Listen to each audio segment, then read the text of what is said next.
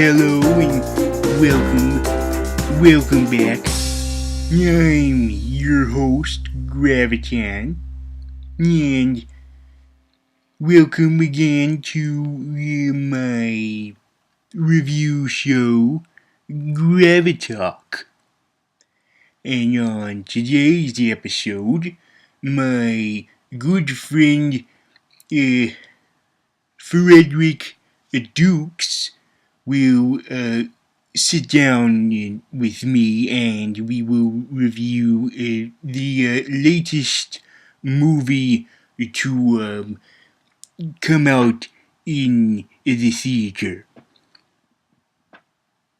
Now, before we get into this film, I just want to clarify that the previous movie that I have reviewed on this show, which was The Hobbit, The Desolation of the Smaug. You see, looking back at my review of the film, I felt that I was too hard on it. It's not that I thought there was too much pandering and bullshit and yeah, struggling to get to the point. I actually liked it. I liked it very much. I rated it high on the meter of whether or not to watch it or make out with an alligator naked, and I preferred the latter, depending on whether that latter was watching the movie instead. So now that I've got that out of the way, I do like the movie. I I feel like I was too negative on it, but it's still pandering and stalling. But it was good stalling. I liked what I saw, even if it wasn't supposed to be there in the first place. Now that I'm done talking about the previous film, let's move on to this week's film. And with me is a fellow supervillain called the Blob. So tell me, Blob, how are you doing this evening? Oh, I'm doing just great. Um, Graviton. Please call me Franklin D. Hall. I like to be casual here on the Gravitalk. Well, thanks, Franklin. You don't know how much time it took me to get here. Yes, I was told you had to be transported here by a forklift. Yes, a forklift. So, but that didn't cause any trouble with you watching today's movie, right? No, no, you see, Franklin, the way I watch movies is I force my helper monkeys to tear down three, maybe four max, okay, five max chairs, and then create one big chair for me to fit in the movie theater. I see.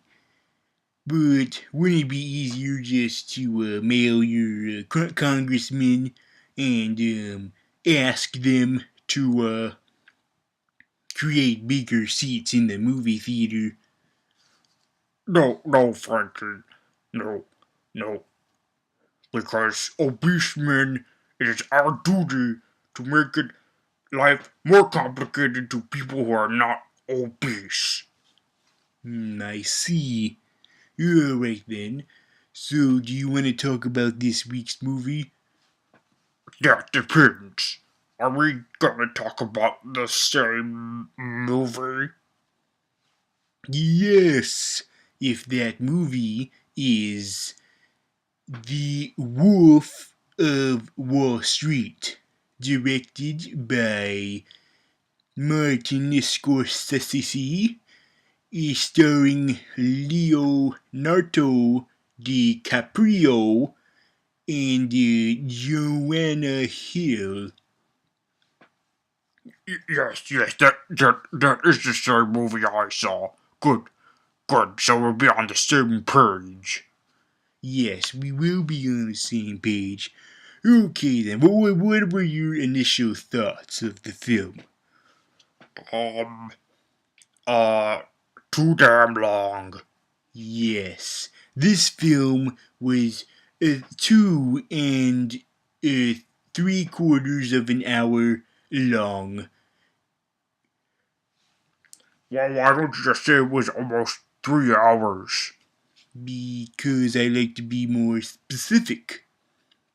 Now, let's discuss the problem with let's discuss the problem with this movie is that there's a whole bunch in here, and I know there was a whole bunch in The Hobbit, but those movies are known for being too long. This is just one movie by itself.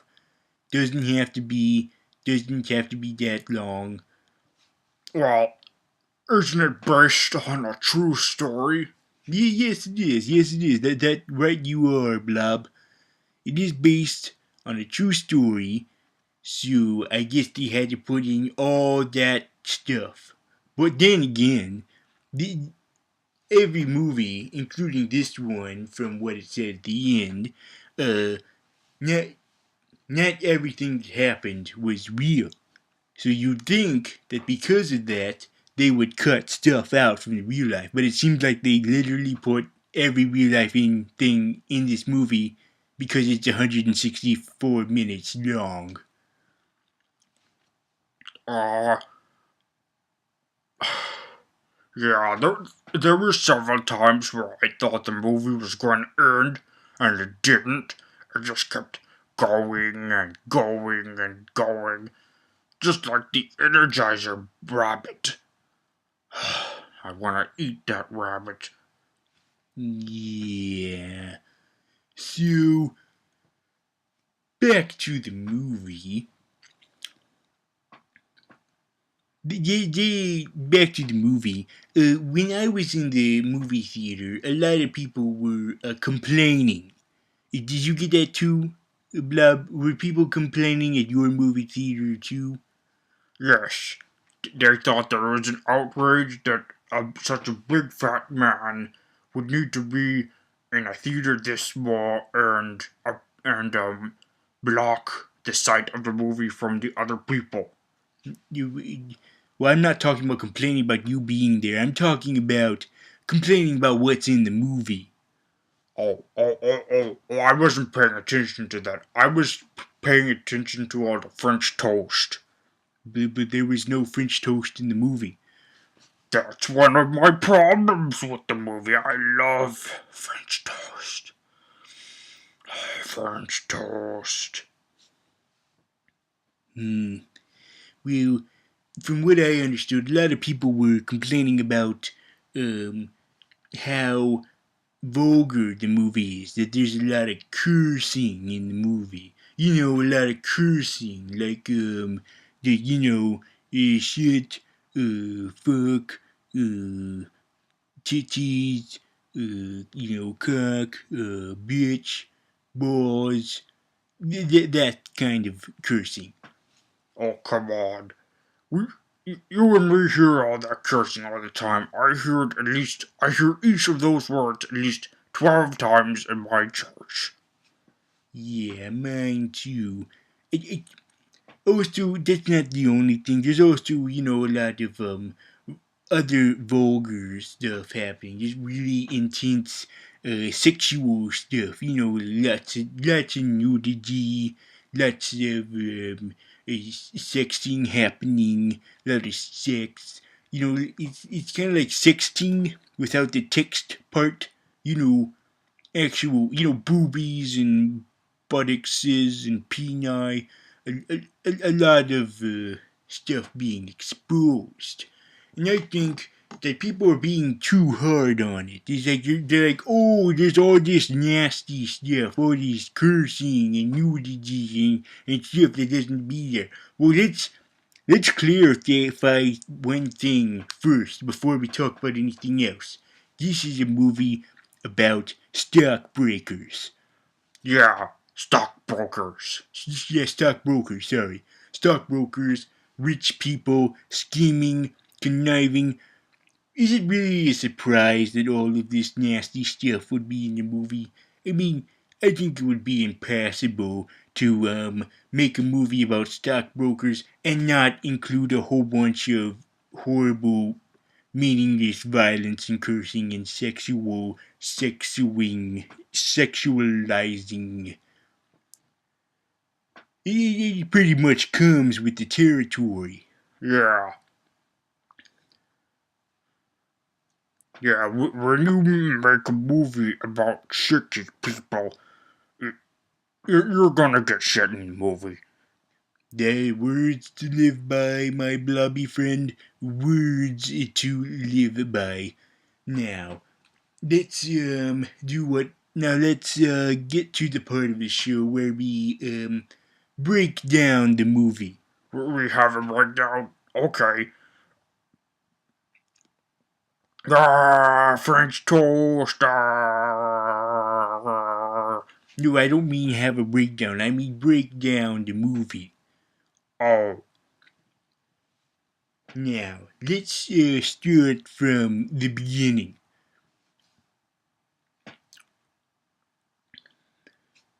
did you want me to begin? Okay, just make sure you start at the beginning of the movie and not at the just make sure you don't start at the trailers because that's what my friend Trevor did last episode. Got it. Start at the beginning of the movie. Okay, so there were stars that were flying to a mountain, and then there was paint that made a circle, and then the movie started.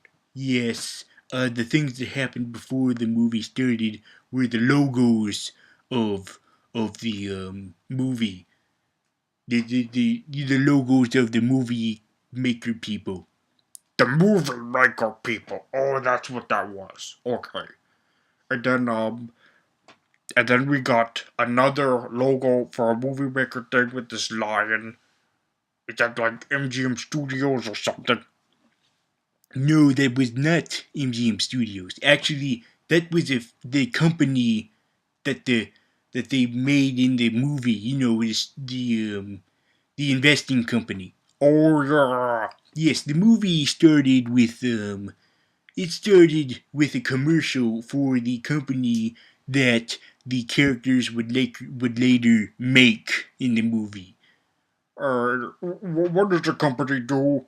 Oh, you know, ask people for money, and then and promise them that they get money back, and then they wouldn't get any money back. You know, stockbroker stuff. Stockbroker stuff.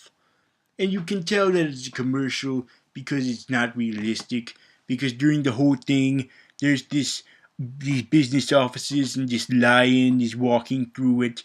And if this was in real life, that lion would be mauling everyone inside. It would be total chaos.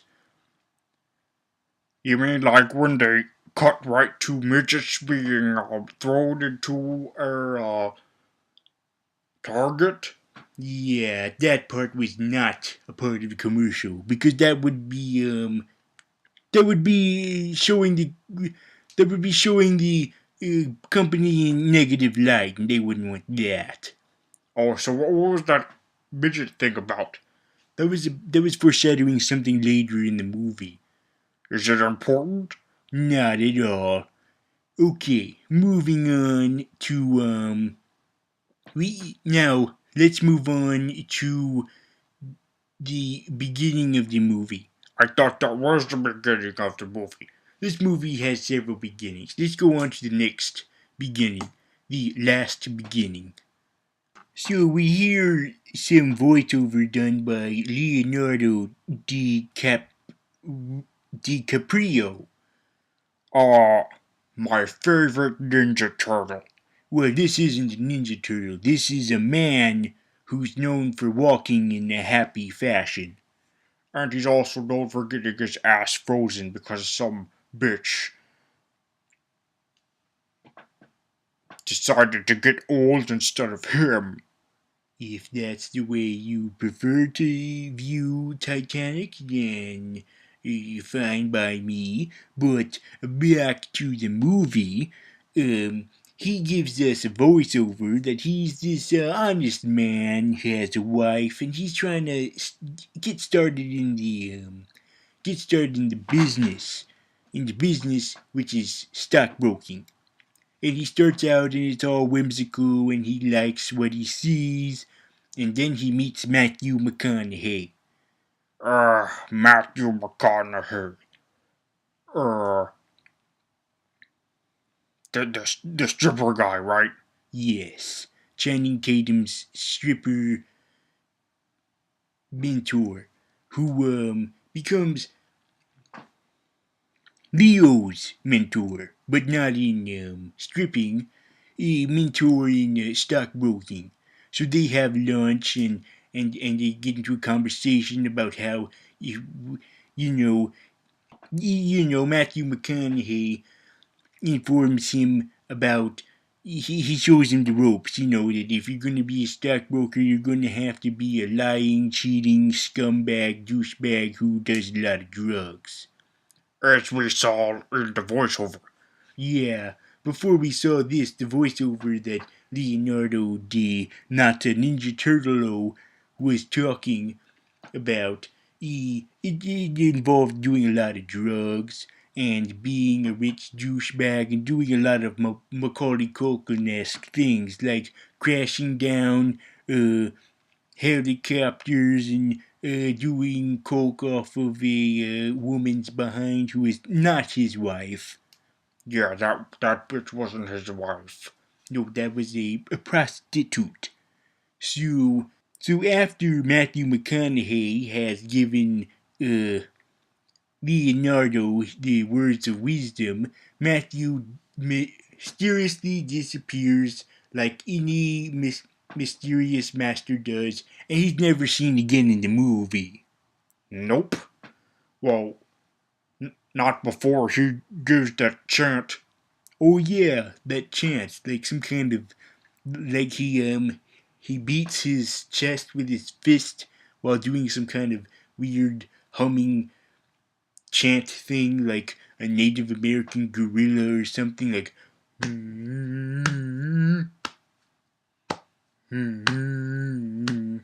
Yeah, it was like that. I can't do it because if I even punch my heart a little bit, I'm gonna die. Sorry to hear that. So back to the movie. After Matthew McConaughey disappears never to be seen again, the stock market crashes, as one stock market usually does. Well, now anyway. Yeah, this was back in the 80s where this was a big deal. So it was also in 2008. So, back to the movie.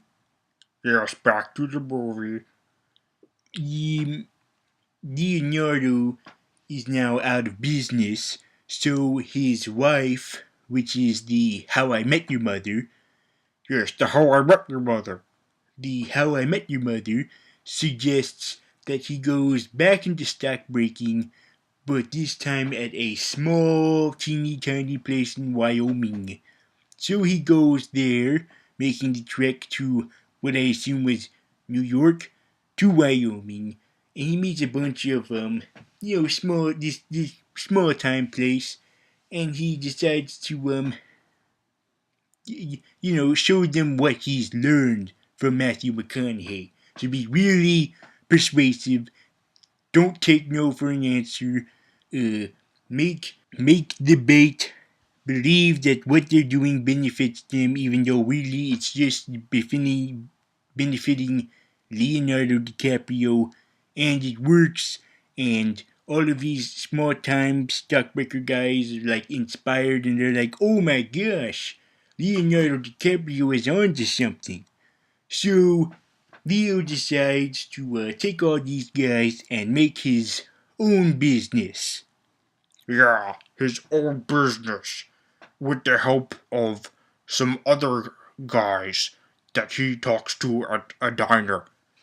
Yeah, he meets up with that betraying cop guy from The Walking Dead, an Asian guy who does not act Asian.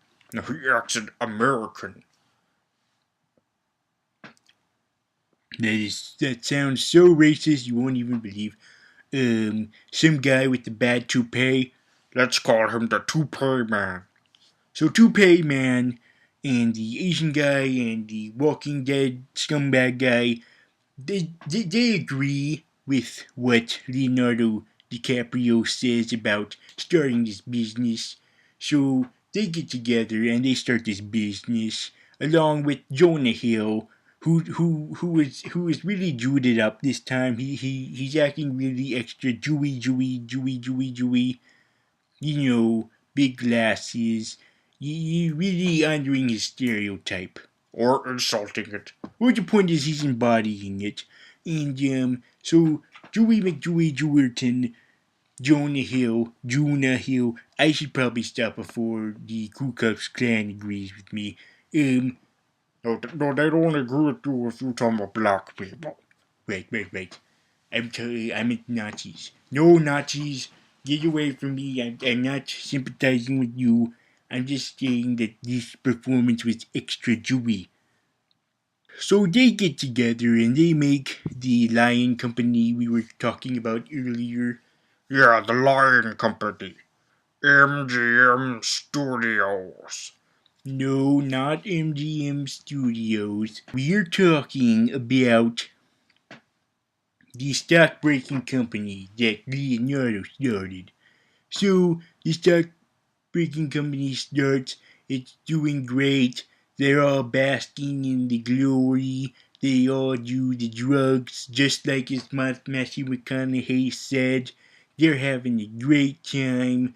They meet some people. John Favreau, da da da da, dee dee dee dee.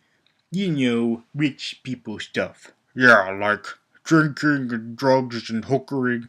Yeah, it's becoming like mayhem and mass hysteria and dogs and cats living in a condo.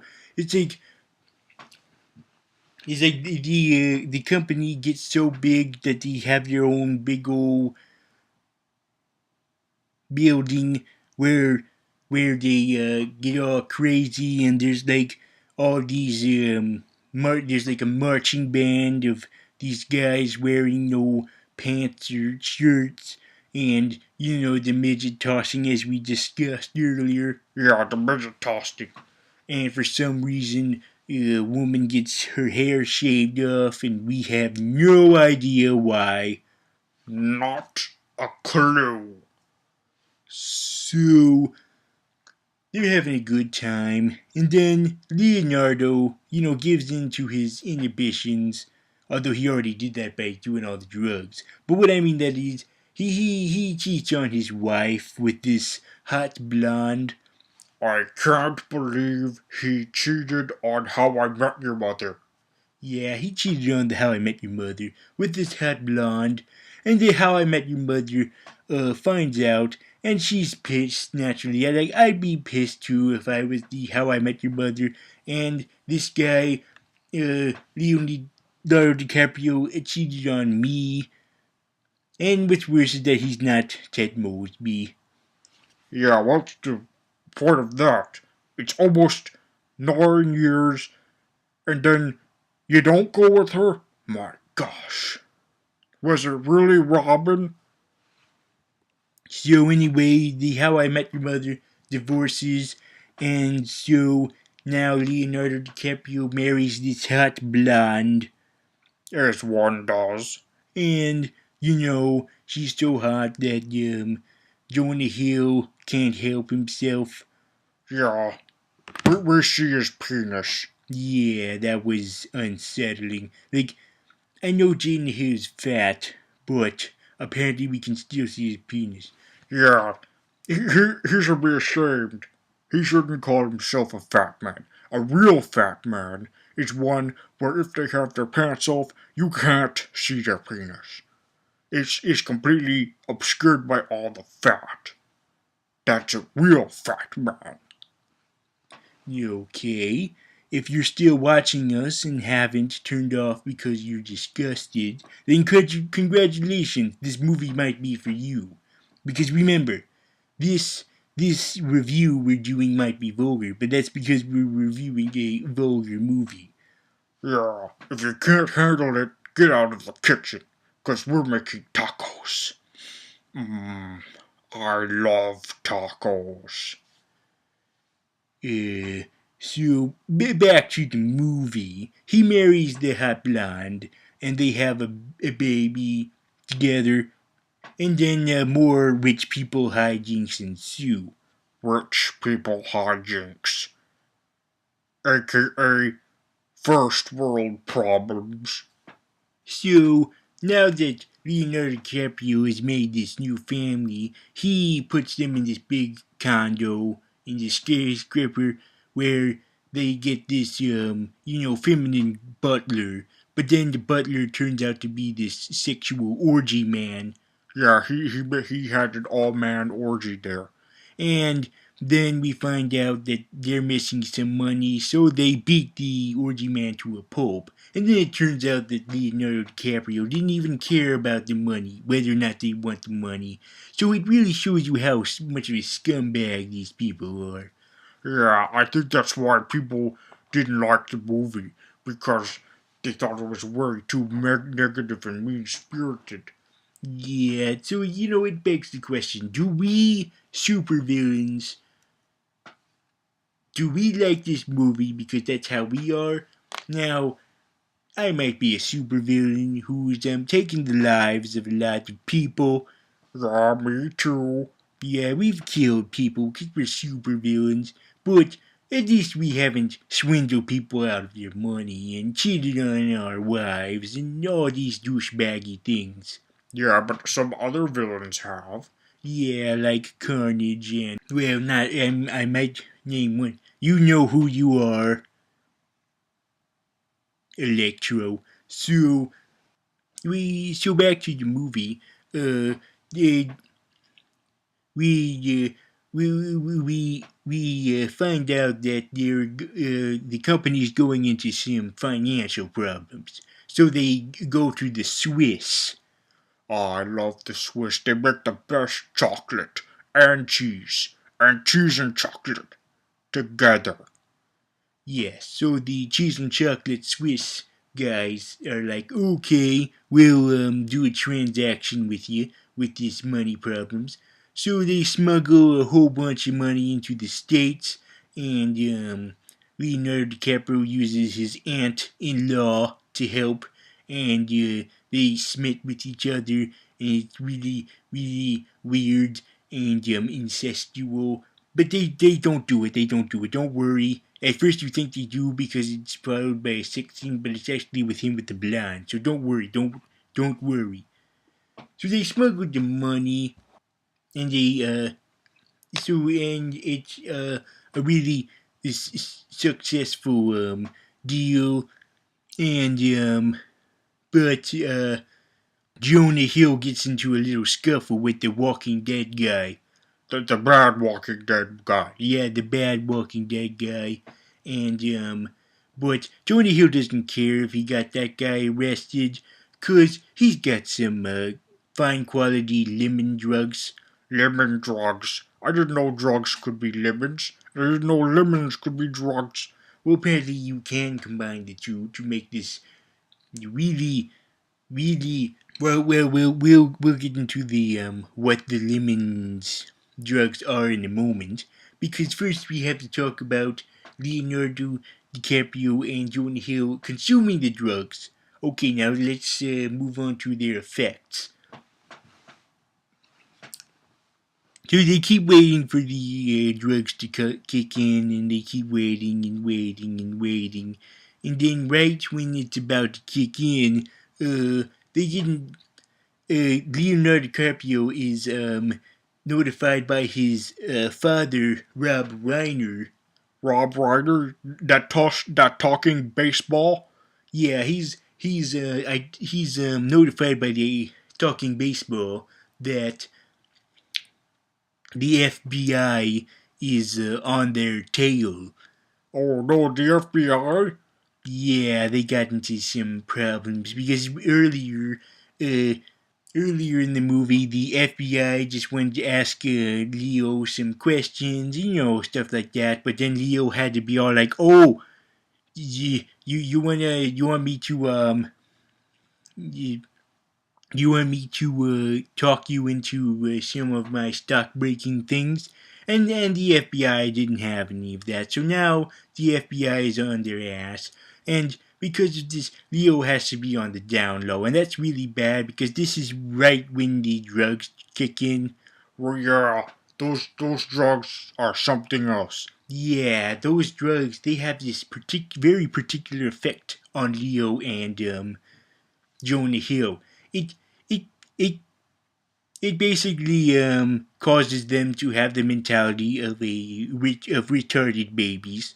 Yeah, their minds are reduced to the ones of retarded babies. So now the retarded babies are trying not to they're trying not to seem like they're now retarded babies because this drugs, but they get arrested because Leo was driving his Ferrari as a retarded baby, and Jonah Hill almost dies as a retarded baby, but Leonardo DiCaprio manages to save him as a retarded baby.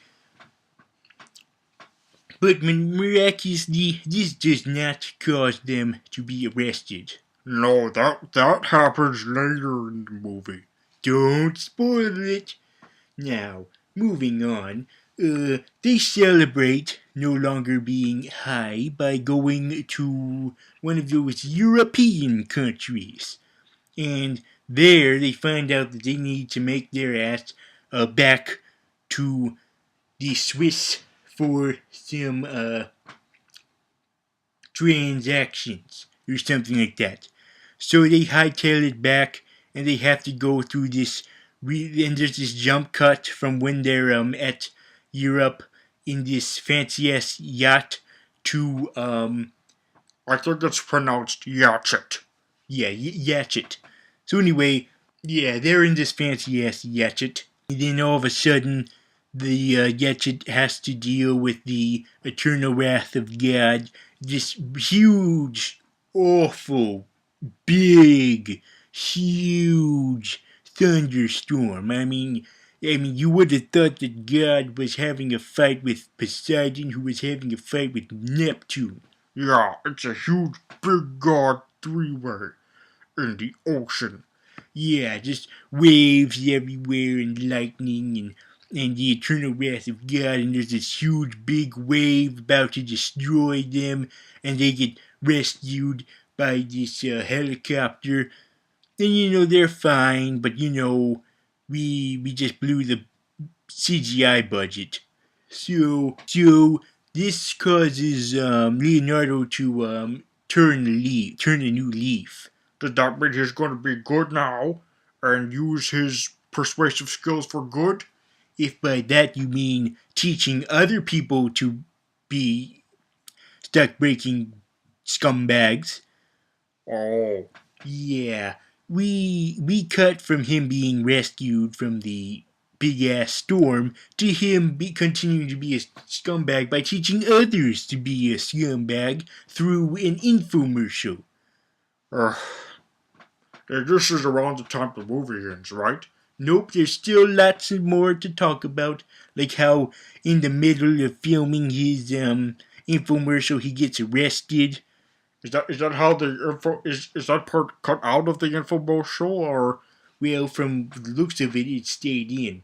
So now he's being arrested, but not because of what he did, but because the Swiss people, the chocolate cheese people. Yeah, the cheese chocolate people. Yeah, the cheese chocolate people are being arrested because of this bad deal they made with these fire sushi people. So the fire sushi people are arrested, the cheese chocolate people are arrested, the bad toupee guy is arrested, and as for Leo, well, he has to wear wire on his chest and rat out all the bad people. That's what the FBI is using him for now. Yeah, they settle in court that he doesn't have to go in jail as long as he becomes their spy. Yeah, like an informant from that Matt Damon movie with the soup guy. Yeah, he has to be like Matt Damon. But this pisses off the his hot blonde, so they have this big long sex act, and we see the whole thing. And then she's like, "Hey, I hope you like that because we're never doing this again. I'm having a divorce and I'm taking the kid." And Leo's like, "Oh, come on, we just had this big long uh, graphic sex scene and now you want to call it quits? That's it. I'm taking the kid and I'm running out of here." So he takes the kid and puts her in danger, but he doesn't get out far because he crashes into something. The kid is fine, but uh, Leo's forehead is really fucked up. Yeah, he leaks ketchup. No, it's blood. Oh, that's what that is. Blood. Okay. So now Leo is extra fucked up now. His wife left him. The FBI is using him as a Matt Damon informant. It's really gone downhill for him. And what makes it even worse is that he gives a note to Jonah Hill letting him know that he's an informant now, that he's a spy, and the FBI finds this out, and they're like, "Oh, you broke our deal, Leo. We told you that you were not supposed to tell people that we're spying on you. Now we're going to put your ass in jail, and we're also going to put everyone else's ass in the lying company in jail." So that's why MGM Studios had to shut down. Because everyone got arrested. Once again, this is not MGM Studios. This is a stockbreaking company. But yes, everybody gets arrested. The FBI comes. Everyone is put in jail. We don't see Jonah Hill put in jail, but he just looked really sad about it. And so now everything is fucked up. Uh, Leonardo DiCaprio goes to jail where he has to, play tennis for the rest of his life. That is a definite hellhole. Playing tennis for the rest of your life. But it turns out that's not for the rest of his life because he gets out of jail and now he becomes and now he hosts this seminar that he tried to do back when he was doing the infomercial. Oh yeah, he's trying to teach people how to be a scumbag like him. Yeah, he goes back into the business of teaching people to stock break like he did, but he has to do it in New Zealand because America's done with him. America is like, you know what, we've put up too much with you, Leo. You have to go to New Zealand now. And so he's in New Zealand now, and at this seminar, he goes to the people and he asks them to sell him this pen. And as we've seen earlier in the movie, when he asked an American to sell him the pen, the American said, "Well, do you need to write something down?" And Leo was like, "But I don't have a pen." "Well, here's a pen. Now give me money." See, that's how you write a pen. That's how you sell a pen. You let people know that you need a pen. But the New Zealanders are not good at selling the pin. They don't do it this way. They sell like, oh, this pin is great. It's a great pin. I love this pin. It's my favorite pin. It's a good pin. And that's not the right way to sell a pin. So the moral of the story is that New Zealanders are not nearly as persuasive as Americans. Yeah, yeah, like Leonardo. Yeah, he's not going to be as successful in New Zealand as he was there because the New Zealanders are not as good at being persuasive. Yeah, and that's where the movie ends because we find out that there's this huge, big, long line of people and of people that Leo is trying to teach how to sell pin. But since the first four are not successful at it, it looks like all these dozens and dozens of people probably aren't either. So that's how the movie ends. And so now, what are your overall thoughts on the movie? Well, as you said before, Yeah, you said that there was a lot of unnecessary violence and unnecessary boobies and a bunch of sex acts happening. yes, I did mention that because you see, this is about stockbreakers, and that's probably what happens in stockbreaking. Because after the movie ended, uh, during the credits, they showed this message notifying us, the viewers, that this movie was based on a true story, but some things were changed.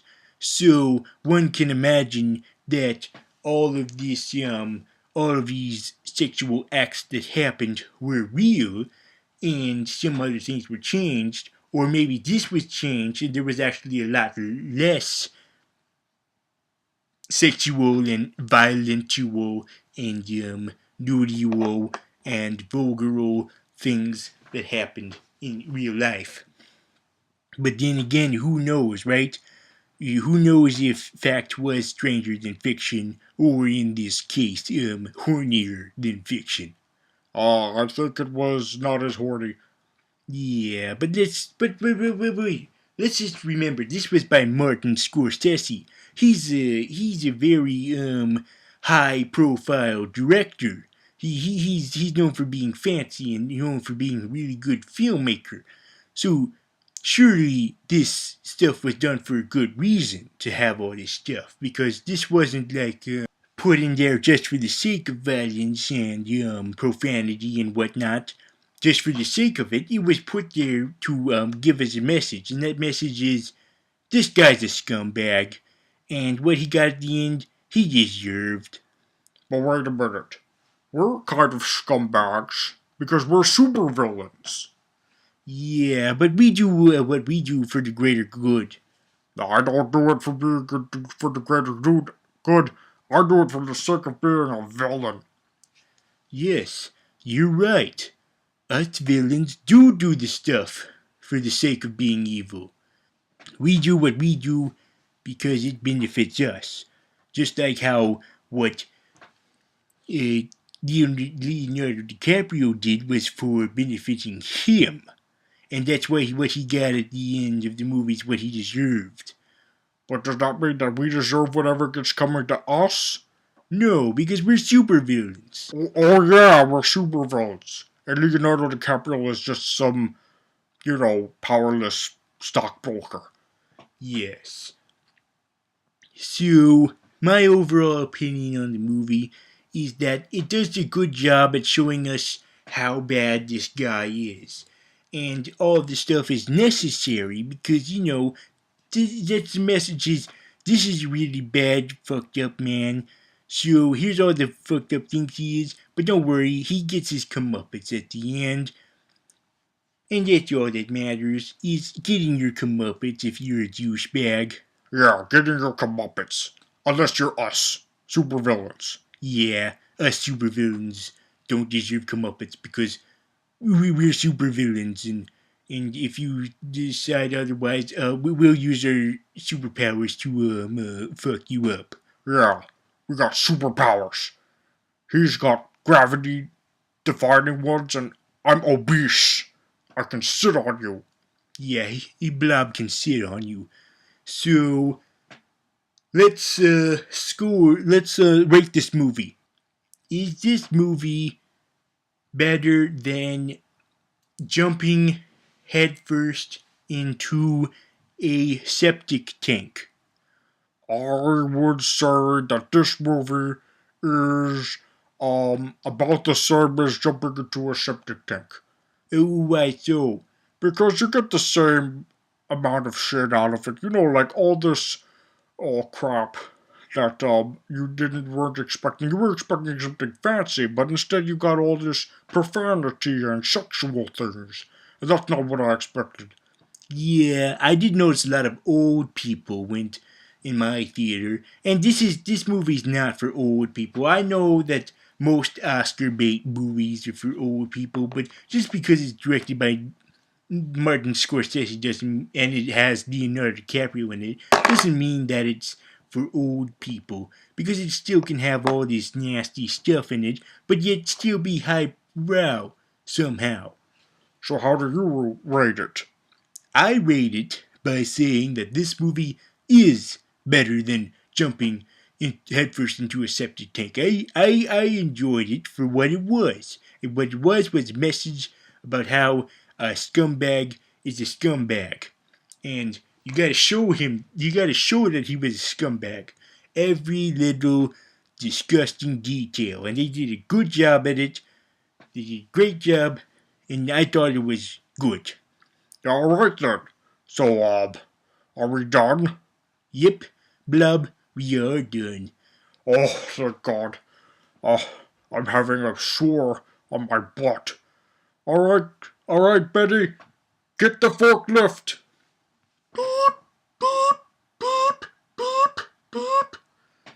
Alright then, so while the Blub gradually gets removed from this place, I will bid you all adieu until next time, here on Gravitalk.